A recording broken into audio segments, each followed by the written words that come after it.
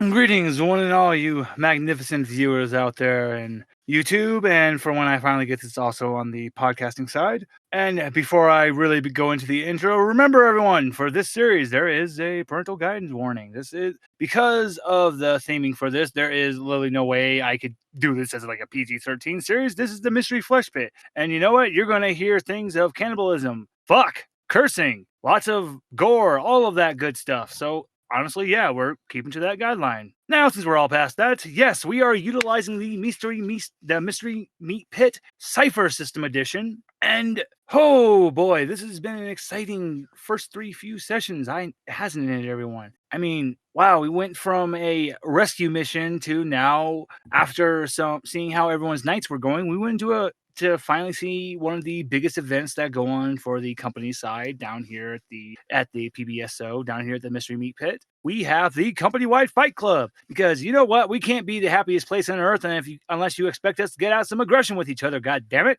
People need to beat that ass every now and then. And oh my goodness, it even seems like some of the elusive marketing team has decided to actually send some members down, and lo and behold, there is one of the final members that just really forgot how to get around, even though she's been working here for about 3.5 years. But you know what? I don't know if goes to the company fight club that much. Swilly, please go ahead and introduce your character. Tell us a little bit about themselves, how long they've worked here, and tell us about how it was when they first got hired. So, my character name is Bethany Joan Cross, and Bethany has been working for the company for about 3.5 years. And the story behind Bethany getting there is, well, she's a spoiled rich kid, and she's caused a lot of troubles for her family, who kind of know a lot about certain things, about certain companies. And, well, Bethany was just a handful, and, well, this job was just a way to keep her out of trouble. Alrighty. And how was that first initial interview? Because when you walked into the interview, you saw this man who stands about 5'6", just behind the desk, looked like he hasn't slept in years from how bad those bags are under his eyes. He has a mug literally the size of one of those super cups from 7-Eleven, just filled with coffee. And he's shuffling his papers, and he goes, "Well, hi there. You must be Miss Cross. Hi there, I'm Riley." And you see the messy, disheveled, dirty blonde hair. And how was your interview with Riley? I want to say it went well. Bethany can't get over the fact that Riley looks very familiar. Very familiar. Probably someone she dated in college, but who knows? All that was an alcoholic blur.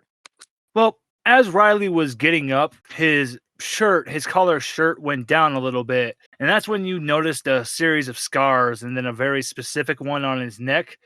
And you just remember that event that happened at your neighbor's house, and you connect the dots, and you realize who Riley is. He smiles, shakes your hand, tells you you're hired and when you'll be starting. And it's been 3.5 years, and every day you're still baffled by every few months and every now and then, even though he'll go up on the top, he still will be down for months on end and then go out with some of the drill teams. You've seen Riley just be this aloof, basically hippie stoner surfer, even though back when you remembered what the person that looked just like him, he was called Riley the Ripper, but you let it go. And geez Louise, how does Bethany feel when she looks at her bank account and sees over $750,000 in her bank? She is ecstatic. Bethany is all for this company. She is marketing. It is her job to make sure people come to this park and enjoy themselves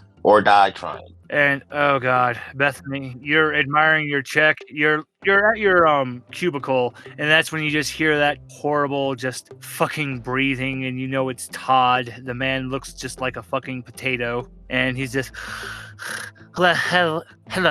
Well, hello there, Bethany. So, are you actually going to be gracing us with your presence tonight? Or are you still going to be all antisocial like you've been for the last 3 years?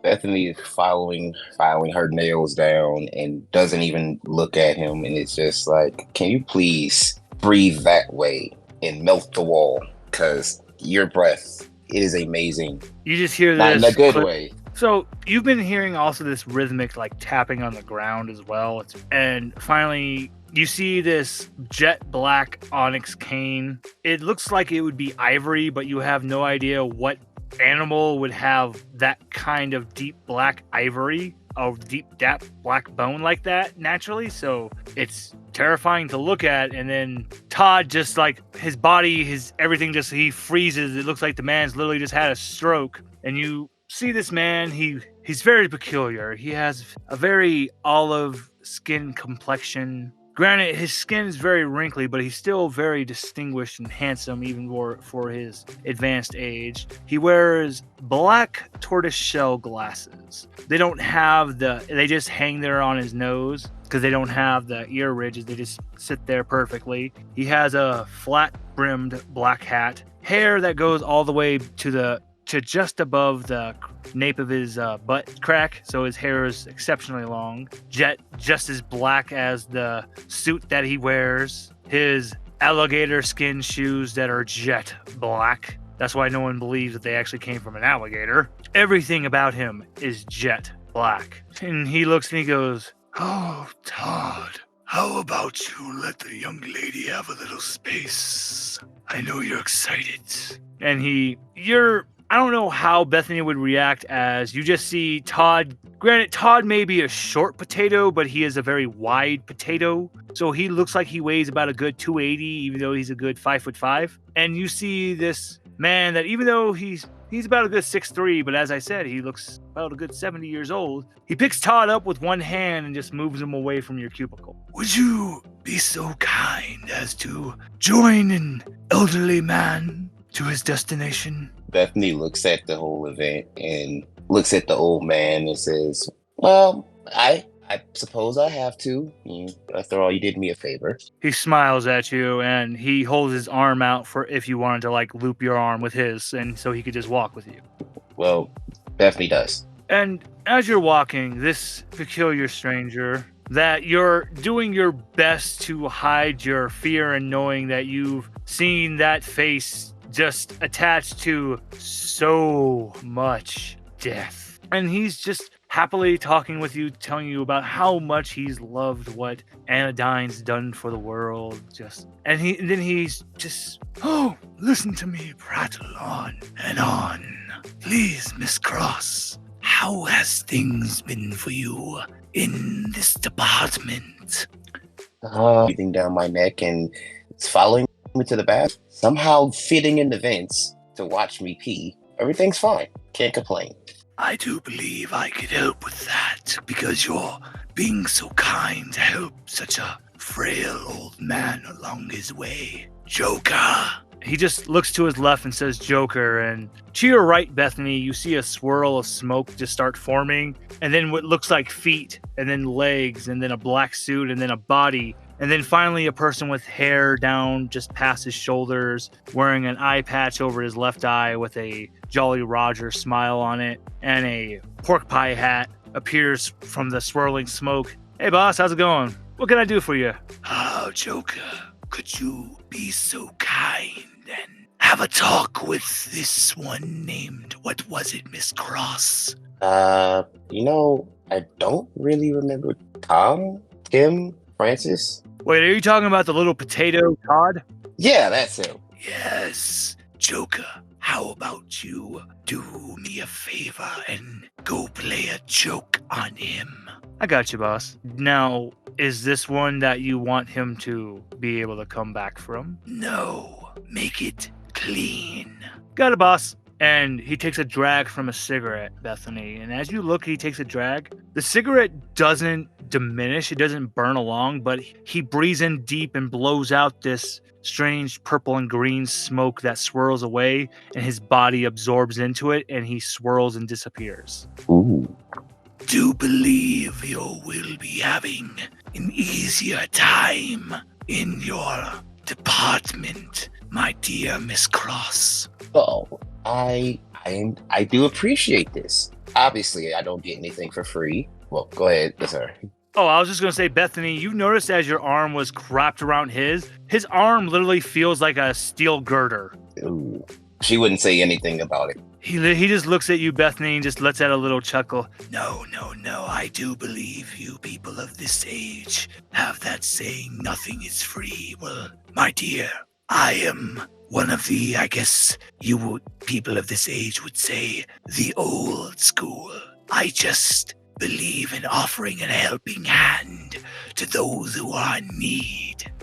Well, I think I need a raise. You hear a beeping, and the elderly man stops and pulls out a beeper from his waist pocket, looks at it, and then you see him look to the right, and he goes, my dear, give me 1 second. And as he unloops his arm from you, he walks towards this gentleman who's with an entourage of really big guys. You see this elderly guy in the blink of an eye swish in between the group, swish backwards, come back to you, and you see him just wiping something off from his hands. And then this is when you notice that the ends of his fingers look like fucking talons for a fucking raptor. That's how sharp his nails at the end look and how thick they are. And you hear the entourage of guys just screaming. As they're holding the guy up, you see he has a hole that goes all the way through his back, through his chest, and his goddamn heart is gone. Oh, yeah. The elderly man loops his arm back with yours and goes, thank you for waiting. I just had to take care of a little something. You can keep a secret, right? Oh, trust me, I can keep a secret. Miss Cross, I do believe there's going to be a very hefty promotion in your future. Bethany smiles from ear to ear. Just tell me what to do. No, I take care of my friends who take care of me and who keep our little secrets between us. Will you be my friend, Miss Cross? It seems like your friendship has a lot of benefits, so yes. I do believe I'm going to enjoy this friendship, Miss Cross. And you keep walking and you realize you've been walking for quite a while and you don't feel tired at all, even though you have to have walked at least a good 20 miles. And what is like literally a span of 10 minutes, it's as if the old man has been carrying you, lifting you up the entire time, and your feet haven't been touching the ground this whole time. How fast has this old man been walking? And you realize you're in the Fondue Village.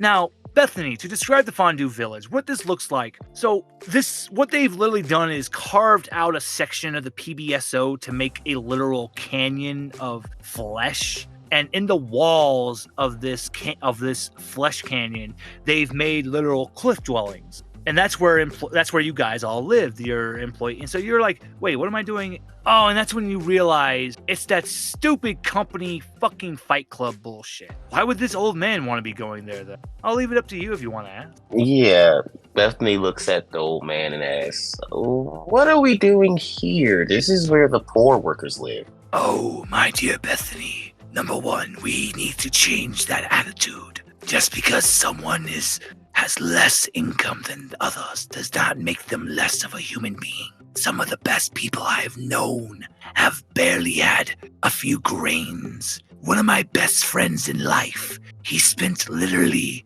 20 years underneath a tree, and I loved him very much. So, remember, money does not mean your worth as a human being. I guess. You hear him say, I miss you so much, Siddharth. What was that? Oh, I'm sorry, I got lost in the past. Just an old friend. But we're here because some of my boys, some of the ones I have personally taken care of and raised and trained are going to be taking part of their little festivities tonight. And I want to see how my boys do. I see. And I hear, and Miss Cross, I also hear that they also take part in betting at these festivities. So you look like a betting woman to me. I can say I've gambled with my life more than once. And there's a young lady I would love for you to meet. Honestly, I think of her as my foster great-great-granddaughter. I love her very much. I would destroy this park if anyone attempted to harm a hair on my little moonlight head. Oh, well, she and I will be best friends. Guaranteed. You see him just brightly glow with this comment because you can tell he genuinely loves this person he called he said their name Moonlight. I'm something of a doting grandparent because I have ensured Moonlight has become one of the head rangers, but she's always made me proud. I mean, her military service speaks for itself. I didn't even have to help with that one. She achieved all of her accolades herself. Miss Cross, we are reaching our destination. May I buy you a drink? Many things are going through Bethany's mind right now because considering where they're at, doesn't really want to drink it. So he actually looks at you and he just actually says, non-alcoholic, of course. I do apologize if you thought I was a drinking man, but my body is a temple. I don't mind alcohol. It's just make sure the glass is clean, please. Oh, Miss Cross, I love a good joke. As I said, I do believe our friendship will be truly magnificent. And he takes you to the open bar because as you finally reach to the engineering door, you recognize this door. This door is the staff-only door, and granted, even though this is the employee section of the Fondue Village, you're like, why the hell is there an employee door? We know this is engineering. Just put engineering department on there. So you go in there and you hear thousands of people. You see every department is here, and there's a big ring in the middle of the down in the middle of the section, and what they have is a circular ring with dirt in the middle, and you see two guys just brutally beating the shit out of each other. Yes, this is the company-wide fight club. Granted, back in the early days of the park, I was a champion. You see people, there were merch booths for like some of the best fighters, and you see one of the booths, it's set up, they're like selling merch for this female fighter by the name of Moonlight. You see a bobblehead of her, t-shirt of her, of like some of her stuff, stupid shit that she'd say around the park, but it's on a t-shirt and people love it. And you see this elderly man go, please give me a second. May I get a triple extra large t-shirt? I need to represent my little Moonlight. And you see the person hands just fucking shaking as they're like, that'll be no charge, sir.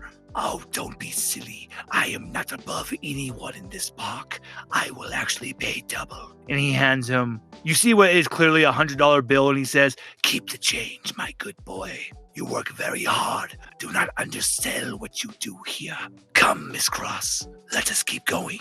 She looks at the exchange of like the whole giving the guy $100 bill for just a shirt, and she kind of frowns but follows. Now, Miss Cross, I have talked so much about my own self and things. Before we reach the others, I want to know a little more about you. Tell me more about your family, Miss Cross. Where do you come from? My dad makes a lot of money. So does my mom. They don't really tell me too much. I just spend it. Spend it on a lot of things. Cars, drugs, mostly drugs. And college was fun. I don't remember much of it. I saw the ceiling a lot. And somewhere along my rehab, I sobered up and realized I had this job. Not much to tell. I respect someone who is able to rise from the bottom again. Now, Miss Cross, I am reaching an age where I need to pass on what I've known to the right people. How would you like to potentially rise even farther from your rank? I would want nothing more. But are you sure? I can show you how to stare into the abyss and to have the abyss blink from your presence. I am sure I see something in you, just as the people I'm going to introduce you to. I've seen something in each of them. I've met them each in a part of their lives, and they are each, much of them have vast potential. Each one of them I will bestow upon them vast knowledge, and with this you will go far. It's just, you have to not be scared of the dark. You must be able to conquer it. Can you do that, Miss Cross? Or are you too scared to venture where you were before? Oh, I'm not afraid. I'm afraid of nothing. Promise you. He holds up a hand and goes, "That's all I need to hear. Your first test will be starting soon." And as you finally are reaching the bottom, you see a good crowd of people, and you notice the master looking between three of them, very different. Two of them, he notices with like a fawn light, but then the third one, he just seems with a light of how a grandparent would look at his grandchild. And before you get there, a really small woman who's about like 5'4". She has the body of like Betty Boop, but her hair makes her about like 5'8". That's how high the beehive hair is. And the elderly man goes, "Oh, Miss Sheila, you are even more beautiful than you are every other day I see." "Oh, Mr. Master, you are such a flat. Oh, who is this now?"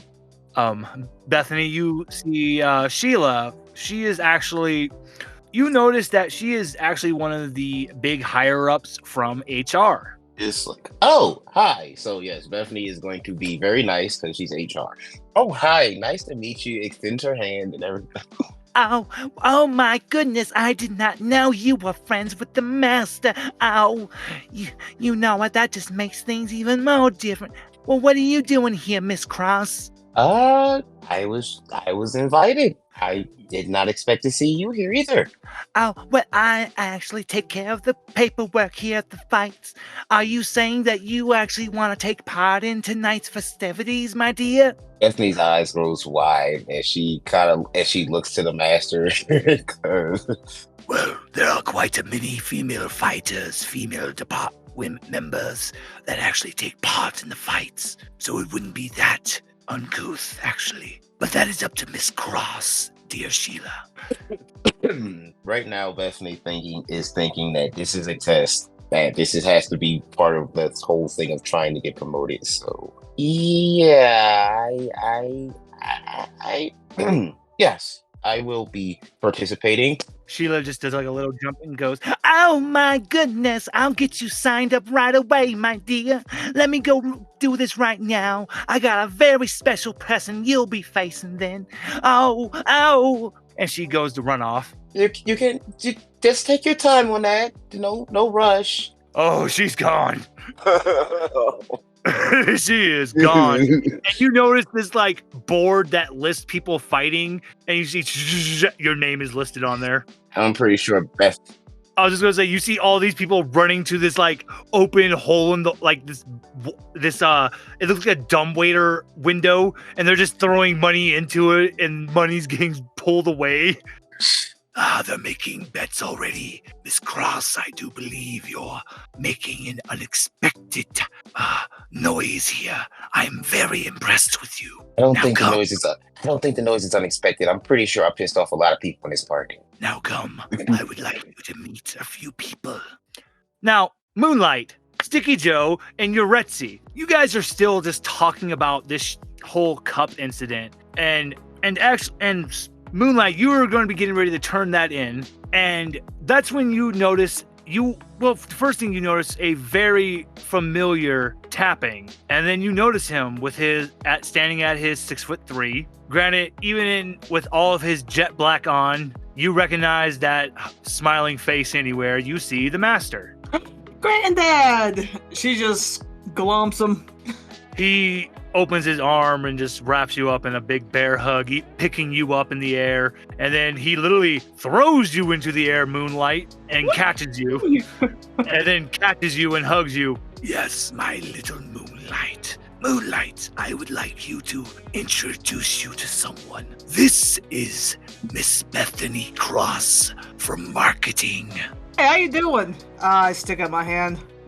Bethany just looks up like she's looking up at like Bethany feels like she's standing next to a redwood tree. But why she just got this cheesy grin on her face as she's waiting to shake your hand.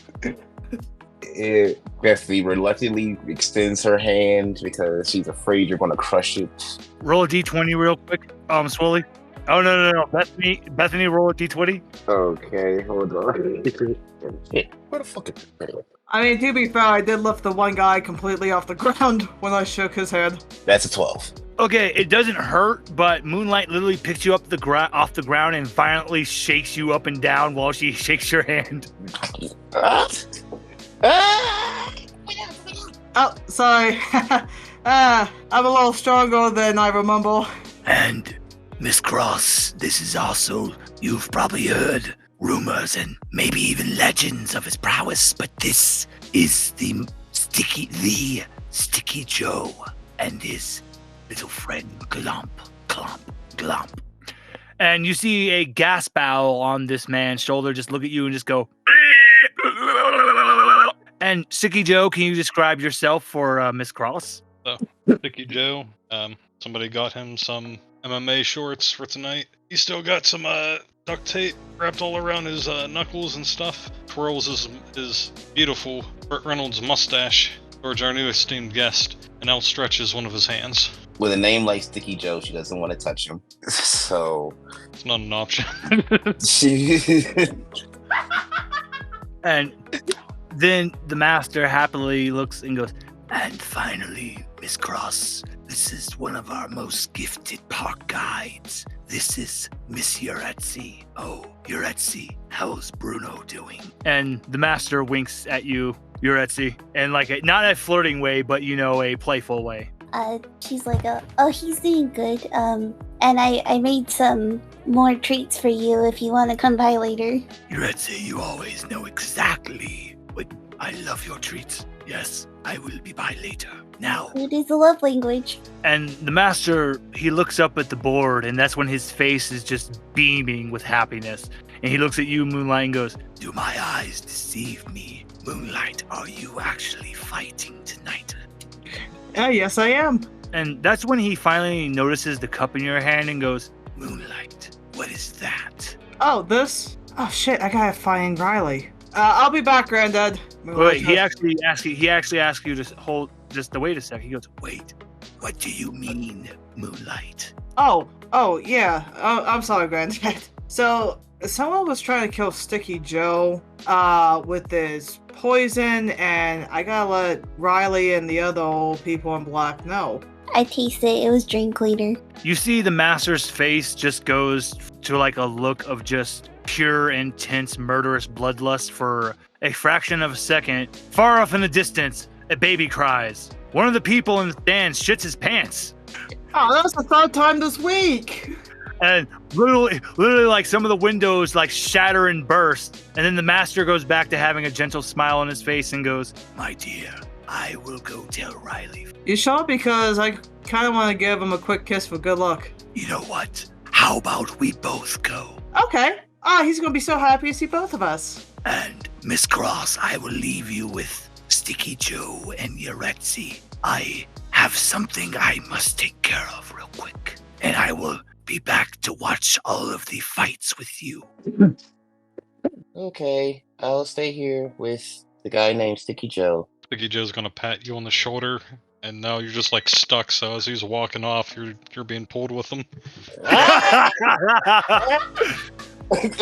As Cross is pulled away with Sticky Joe, the master is walking with you, Moonlight, and he actually holds out his arm for you to cross yours with his. Oh, of course I take it. And the master is telling you the legend again of just what his cane is made of. You see, most people, I always tell them that this was just a bone that was used with a blowtorch, but I believe you'll actually believe me when I tell you it came from a dragon.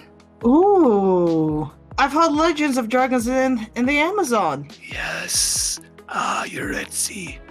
Uretzi, she will know some of the other legends, but my dear Moonlight, I will have to take you to the garden someday. You will love it. Oh, I love gardens. I just get so excited. So the master, as you're going more into the locker room, the master was not talking. So, dear listeners, he was not talking about the Garden of Eden. He is one of the hidden, lost wonders of the world, the hanging trees, the hanging garden of Babylon. And that's right, Moonlight. I still remember where it is.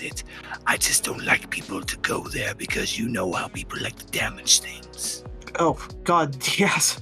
This is why I always make sure that my troop stays very active in picking up after themselves. Otherwise, we just pelt them with rocks. Yes, some of my dearest friends, we would go there. I miss them. Now, as you're walking, you're passing by some of the people in black that are going to be fighting. You pass by Odin, and he's just gelling up, getting his pointy devil horn-like hairdo just ready. You look stupid! Vein bursting off on his forehead. The master turns and looks at him, and you see Odin just drop down to a knee, and you hear the master just say, I know what you did. And you keep walking. And that's when you open the door and you find this very distinguished looking butler, and he's holding out a tray with a towel and medical wrap and tape and everything.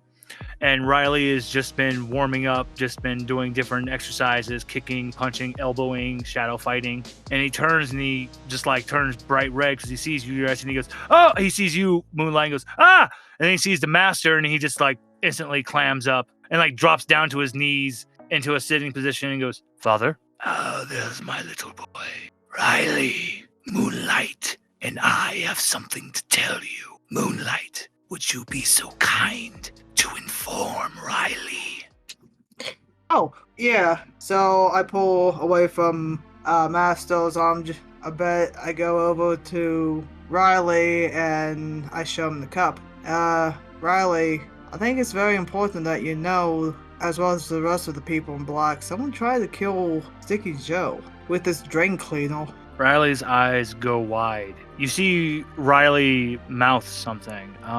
If you want to try to read his lips, okay, I'm going to need you to roll me. It's a difficulty rating of 3 intelligence rolls, so you're going to need to beat a 9. So go ahead and roll a d20. Unless you want to use some effort to make it go down. Oh, yeah. Okay, so it'll cost 3 points from your intelligence pool, and it'll go down to a 2. So then you only have to beat a 6. Yep, just get my sheet pulled up. I got a 7. You just beat it. So you see that Riley mouth Kahlua. His eye, you've noticed Riley you haven't seen this look, this 1,000-yard stare since before you helped change Riley for the better. And he's lost. He's just gone.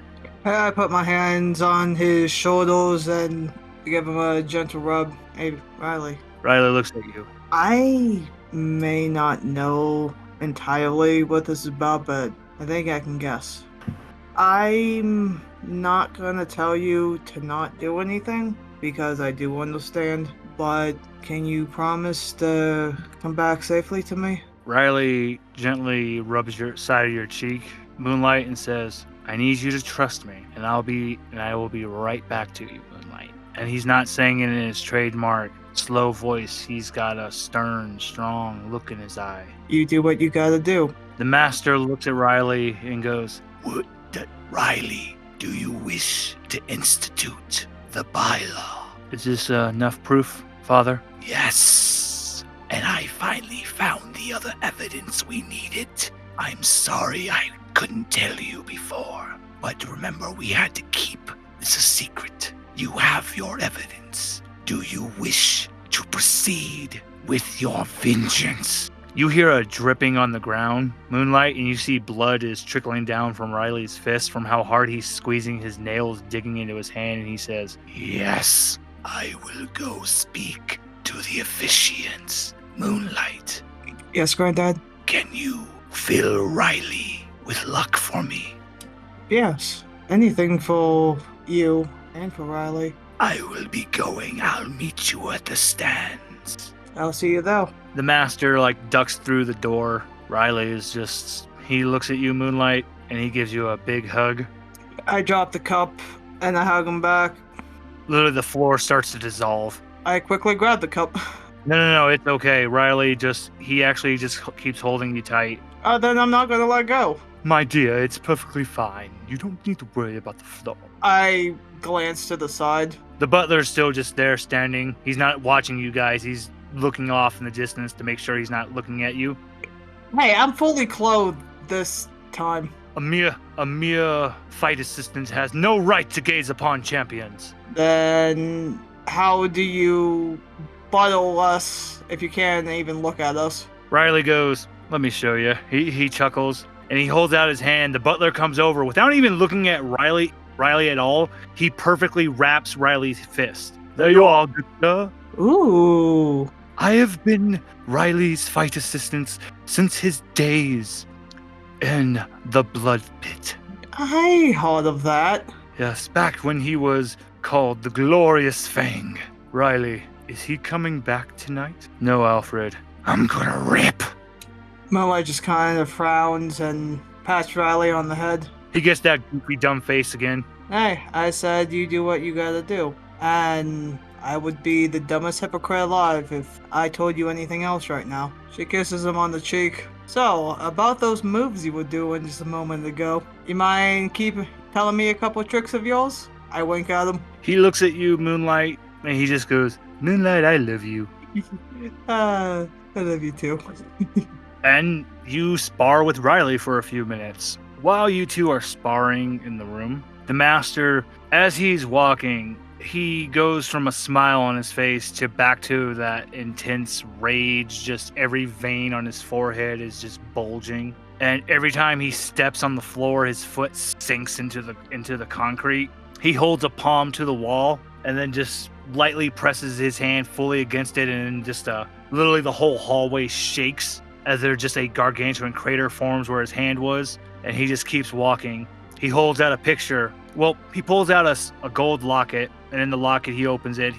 There's a little 10-year-old Riley and then another 10-year-old boy. And then the master goes, Tonight, Kahlua, Riley will revenge you. He will do what I couldn't. Closes the locket, puts it back into his jacket, goes to the officiant and says, I need you to prepare a spotlight battle. Sir, those aren't supposed to be for the... Wait, are you sure that... But those are supposed to be never seen by the public. Tonight we're breaking those rules. It's a very special night. It's Kahlua's birthday. Don't you know? Now, if you don't do it, I will not only kill you, I will kill anyone that has any genetic relating to you. I will erase you from existence. No one will even remember your bloodline existed. Do you understand me? There's just a puddle stream, and then he does a salute and goes, Yes, sir! And runs off to prepare everything for a spotlight battle. Let me go and sit with the others now. I am quite angry and I could use a churro. Yes, and maybe some cotton candy. And as he's walking, a person with a spiked mohawk bumps into him and says, Hey, fuck you, Gramps, you piece of... And before he can even finish, his top half of his body, his head, is touching the back of his feet. And not only that, his head is completely spun 360 degrees, and the master is just walking. I feel a little better now. Maybe Uretzi and them would like some cotton candy and a churro. And he just laughs as he goes and walks. So, actually, I want to know more about how is Bethany doing just stuck to Sticky Joe right now? She's doing horribly. That is like her stuck to Sticky Joe, her clothes stuck to Sticky Joe, her hair stuck to Sticky Joe. Just being stuck to a person named Sticky Joe is just horrible. Sticky Joe's gonna show you something he hasn't shown anyone before. Oh God, no. I mean, I think half the park's seen what you're thinking, but this ain't what you're thinking. So he'll grab. Okay, so Sticky Joe will grab some of his sternum bush, rip it off, and then you'll see a photorealistic tattoo of MacGyver right on the center of his chest before his body hair grows over it. The OG tape man, MacGyver. Clump is just looking at you and just goes. And it just face palms with its flesh wing. Oh God, Bethany is just kicking into the air trying to get away. Sticky Joe loves you too. I'm gonna rip off a patch of shoulder hair, and you're gonna see a tattoo of Glump there. Bethany, go ahead. You're going to give me a difficulty 3 might roll. So go ahead and roll a d20. You have to beat a 12. Please. 16. Okay, you pull yourself free. There's just a rip. And then you bump into what just feels like a boulder. Oof. And you look up and it's so in marketing there you get along well with almost everyone except for one person, and oh god, you really wish it wasn't this behemoth you bumped into because it's LaQuisha. LaQuisha. Oh, LaQuisha. LaQuisha, she stands about a good 6'2", 320 pounds, nails that are about a good 6 inches long, obnoxiously painted, yet somehow this woman can still make a fucking fist. And you know if you cross her, she'll pull out somehow she'll have a razor blade from her mouth and slit your throat. Oh, Jesus. What do you think you're doing? Miss, Hi, I think LaQuisha. I'm the hottest. I think I'm the hottest thing in the department.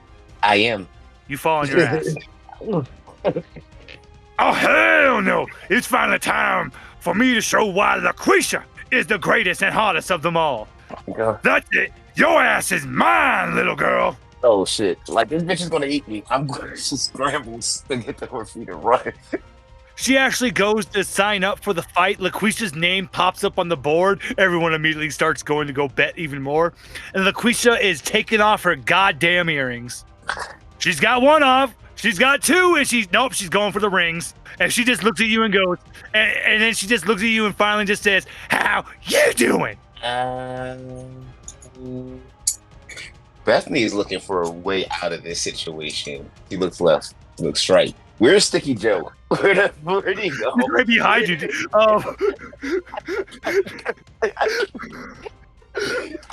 You're gonna hear the suction sounds of like tape off the floor. So you can hear Sticky Joe behind. She runs to Sticky Joe and just like jumps on his back. Go! Get me out of here! She re-glues herself to him to get out of here. This is when you look up in horror. Bethany, you look in horror and you see that Sticky Joe's name is listed as a fighter. He ain't going anywhere. Oh fuck, now I'm stuck to him and he's in the Would this count as a tag team fight? Actually, guess what? You know what? Fine. We're making this shit tag team because LaQuisha's just cracking her knuckles and you see her just mouthing again, "How you doing?" Slap some tape across her face. Like, as I bitch slap her, you see like a quick lock of tape just shut her mouth shut. Yeah, take that. Sticky Joe, you really shouldn't have done that because you're gonna take 3 might damage as LaQuisha just rips that fucking tape off and knocks your ass to the ground. Who do you think you are, little boy? How you doing? And she stomps your nuts. I'm so sorry I got you involved. I am so sorry. Is he dead? No, he only took 3 damage. He only took 3 damage. But LaQuisha looks over and she just goes, "Darvin, get over here!" And you see a really skinny, frail dude just with glasses and an afro goes, Norbit. Oh my fucking god. I'm coming, honey. Oh god. And he just like starts toweling off LaQuisha as she just rips her uniform off and she's wearing a goddamn motherfucking pro wrestling leotard underneath it. And she puts on a goddamn fucking luchador mask over the top of her head. Well, Sticky Joe's not dead. He's just processing because the only one to knock him down like that ever was Moonlight. Well, that's what you get for trying to take the last muffin, you bastard. So, LaQuisha, not you, LaQuisha. I mean, I'm sorry, but you, Bethany, you do also, you are going to take 2 might damage because that shit fucking, you felt that punch reverberate through your body. Like, oh. And yes, you are, Yuretsi. You are well within yelling range. Go ahead. She sees the mask, she's like, "That's cultural appropriation." Yeah. Oh god, LaQuisha is fuming. LaQuisha is fuming. Oh my god. Woo. All right, and you know what? In between all of this, now this is when I have to let the bookie, who's in charge of, and even though Yuretsi just yelled it, I do have to say this now. And before any any troll out there who would want to listen to this, try to say anything, number one, I will just say this right now. I am a fucking black man. So yes, LaQuisha is fucking black. I just didn't want to say it, so... Also, I'm Hispanic. I can make the joke. Oh, no. This is why this is fantastic, because literally me and Essen can make these jokes, dear listeners. We are ethnic, so don't worry. I just wanted to put this in the face of trolls real quick. That's all. So anyway, LaQuisha just like literally that GIF that Sam posted in our Discord, that's the fucking look LaQuisha has. As she literally rips off her weave. Oh my god, that's why she looks like that. Because you ripped the weave off. It's not even a good one, it's a cheap ass one from Wish. It was in that moment Sticky Joe realized he fucked up. He fucked up. So, Sticky Joe, are you now scaroused? I really have to go to one of the most important people in this session, which you, dear listeners, are going to be a little confused. One of the most important people in this session is, of course, the bookie, the person who's going to make the most fucking money from this fight. Let's go to the bookie now. I would like them to reveal themselves, please. And where is Maury sitting at presently? Sorry, I was caught up with something. Right now, I am not technically hiding, but there is sort of like a little booth. There's just a tiny little door, like a bank teller window. Just a tiny little slot that has a little door where you put in your bet. If you win, money comes out. If you don't, nothing. So, and here's the thing. There is nothing that has gone on this entirety that Maury hasn't seen. And the best part is, before he got to this station, he has a special beeper set up that he gets special alerts for, because the one who will like go out to scoop the money, you see, Maury tamed a very special creature from the flesh pit. To other people, this would look like a eldritch, horrifying abomination of a octopus, because this is an octopus that somehow, like when the flesh pit was trying to do an aquarium, one of the octopuses escaped from its tank and it fell deeper into the pit. And one day in one of the drilling missions, Maury found the mutated ass octopus. And Maury, what did you name this octopus? Hold on a second. Because here's the thing that this octopus does is that you told him that he must hide his identity, so he's always wearing like human clothes and he's trying to walk around like a human, and it is pathetic at best. His name is Bob. So Bob is wearing a really nice suit, a blue suit with a red tie, and he's just and he's been sending you all the messages about what's been going on in updates. And right now he's just been collecting big piles of money as he's telling you people are going nuts for the fact that it looks like there is going to be a fight from the marketing department between Bethany and LaQuisha. Like, this is basically what you're seeing in the office right now. They better not break none of my shit. Someone just falls and crashes, and Bob just looks at you and just... Things just go a little quiet. Bob is just... He points and he shows that it was just his coffee mug. And he just gently caresses your equipment, showing nothing was broken. Good boy. So, Maury, here's a really... As I said, you are one of the most important people because you get to decide the odds. So, I want you to decide some odds for me real quick. What would be the betting odds for what is now essentially going to be a tag team battle of LaQuisha and... Ooh, it seems to be a secret for right now. What is going to be a secret partner versus Bethany and Sticky Joe? I don't understand how that, like, the odds betting type stuff works. So, I'm going to be very generous. I'm not going to have you get really... So, okay. So, if the odds are more in favor for Bethany and Sticky Joe, you would say, like, the odds are 500 to 1 that they'll win. That means it's in their favor. But if they're in the 1 position, that means they have like no one has faith for them, and it's basically a safer bet to bet for the other people. It's just how much of a higher advantage would the other side have. So if you want to have Bethany and Sticky Joe have lower odds, give the other side a higher number and give them 1. If that's somewhat of an explanation. Okay, because I think I actually understand vaguely. So I'm thinking, damn phone. I'm thinking maybe 300 to 1 against Bethany and good old Sticky Man. I love this so much. Thank you.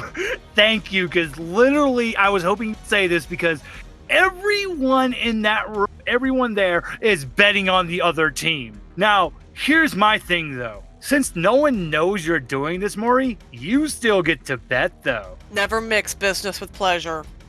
You know, I can respect that. But I will say there is going to be one person that is going to bet on them. Just one person. Riley don't bet, so you don't got to worry about Riley. So we'll be doing this updating of the odds as we go on. Oh, yes! Yes! Thank you, Yuretsi. Yes. Part of my logic for the odds being against Bethany and Sticky Joe is because the other lady, I already forgot what her name is. You can just say LaQuisha. So you can just say okay, cool, excellent, you got it. Okay, so yeah, it's because LaQuisha took her weave off. Like straight up, you don't fuck with a woman who takes her weave off. That is the perfect answer. You did the. I'm dead. I'm glad I'm glad I joined this. And you know what? Because we're actually just going to be doing a little bit more setup because of how actually long all this setup went for. We're actually going to go into the fights tomorrow. So I'm going to leave you shaking in your boots slowly. But it's been an awesome session. So, like, literally, I'm not trying to rush this because I try to keep every session to about an hour to an hour and a half. We've already hit almost an hour and 20 minutes now. So, just set up. This is awesome. So there's just a little bit more I want to do for right now before we end this session. So, Yuretsi, how much would you like to bet? How much do I have? So, how long have you said you've worked for a year, correct? Yes. You have $250,000. I'm gonna do the safe bet of 2,000 because most of these funds aren't for me. Oh, and that's when the master looks and goes, Yuretsi, you know what? I will actually join you, and I would like to bet my shares in Apple. I will bet 10. I'll let you know what that 10 means in the end. So, Sticky and Bethany, are we allowed to bet for ourselves? of course you can. Of course you can, dude. Definitely placing a bet. Always bet on Sticky. She doesn't know what Apple is. She's like, man, that's a weird business to be in. And own shares. Violet eyes. They are delicious, but I didn't know there's a whole like corporation for Apple. There's now apple pies, apple toilet apples. I have a plan. So is everyone real quiet, or did I lose you? No, it was just quite. No. She's also gonna help Bethany. Ryan, you're muted. Yeah. Oh, sorry. I just had to send a secret message off real quick. Because so now, Moonlight, we go back to you and Riley in the training room, and the training room is just like got craters all over the place. I mean, how else do you expect us to warm up? And the butler is just crying from the glory and the beauty of watching you two fight, and he's just, you two have the honor I have seen to witness you two. Ah! And he drops to his knees and is just crying, and Riley catches him and goes, Alfred, you know I love you, man. We've been together since I was 12 years old. Ah! You've grown up into such a fine man, Riley.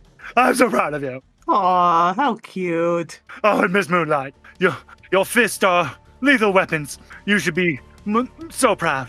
Aw, thank you. Worked really hard on this. And then he walks in front of you, and literally in the blink of an eye, you're completely wrapped. Ooh, all the stinging is gone. Yep. And I'm gonna say all your pools get refilled because you're gonna need them.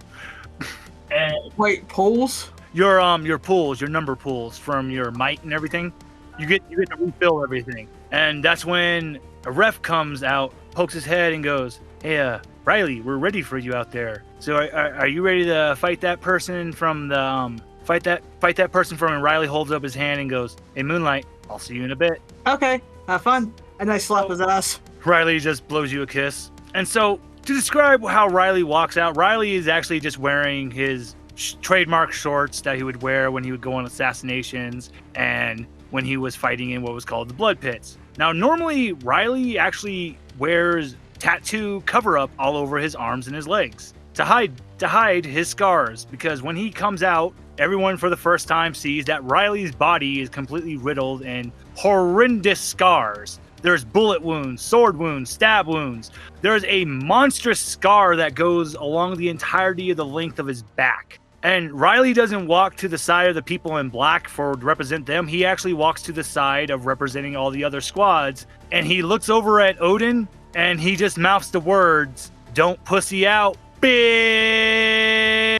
Odin's face turns like a violet purple and he hops over the fence and he faces off against Riley, and a spotlight shines down on them. And Riley says, "This is going to be a death match. Only one of us is walking out of here alive." Odin cracks his neck and his knuckles and goes, "Fine by me. I've been waiting to kill you just like I killed Kahlua, you piece of shit." And we will leave off as Riley and Odin take a fighting pose, and Riley actually has veins bulging on his forehead as he stares at Odin. And dear listeners, this is actually where we are going to leave off for this session as we prepare to go into the actual fights of the fight clubs. Oh boy, this is going to be a good one, guys. And dear listeners, until the next one, goodbye.